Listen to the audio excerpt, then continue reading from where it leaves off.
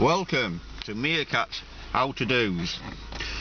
This how to do is how to swap the rear window and mirror switch. This one in this car, as you can see, is a 2-switch one, but the one what should be fitted in the car is a 4-switch. Right, here goes. One tool. This is the only tool you need for this job.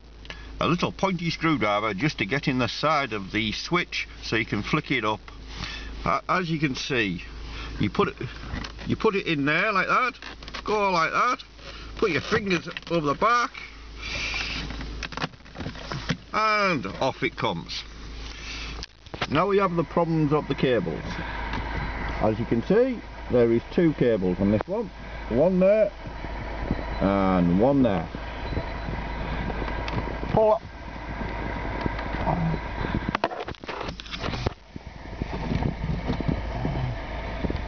On this one there is 2 little things that go down the side there. Flick them up, one either side. I'm going to have to get a little helper for doing these bloody videos. I'm going to make life a lot easier. As you can see, it comes off like that. Then I am replacing this one with a 470 P. This is a 4-switch one, what should have been fitted in the first place. Put the wires in that one and put the wires in that one. Always check that it works. As you can see, it goes up and down.